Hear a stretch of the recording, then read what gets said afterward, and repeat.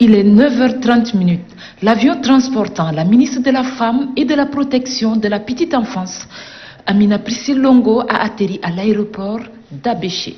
Au bas de la passerelle, c'est le gouverneur du Ouadaye, le général Brahim Seyd Mamad, entouré de ses proches collaborateurs, est venu accueillir la ministre de la Femme. Après cet accueil chaleureux, le cortège du ministre s'est ébranlé à l'hôtel 3 étoiles d'Abéché. Ici, Amina Priscille Longo a rencontré les premières autorités de la ville d'Abéché, les chefs traditionnels et coutumiers. Au centre de leur échange, la lutte contre le mariage d'enfants et les mutilations génitales féminines. Ces derniers se sont relayés pour décrier les phénomènes du mariage d'enfants et du MGF qui jouent négativement sur la santé de la jeune fille.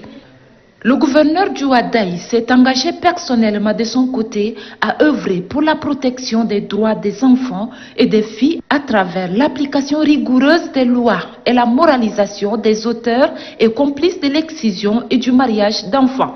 Je me permets d'attirer personnellement l'attention de l'ensemble de nos populations sur les risques juridiques qu'encourent les adeptes du mariage d'enfants et de mutilations génitales féminines.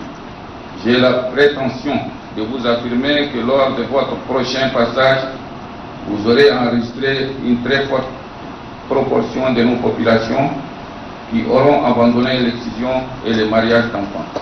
Le directeur général du ministère de la Justice, Madjitangé Traogra, a entretenu les chefs traditionnels et coutumiers sur les différents textes et les lois juridiques interdisant les pratiques néfastes qui compromettent à la santé de la jeune fille.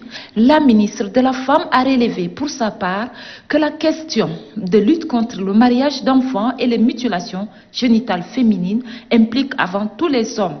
Le phénomène de mariage d'enfants aujourd'hui, malheureusement, a beaucoup plus de dégâts. Le maréchal, par sa volonté politique et sociale en faveur des femmes, a fait adopter plusieurs textes de loi. Je voudrais que mes jeunes sœurs du Ouadaye puissent aussi profiter de cette opportunité.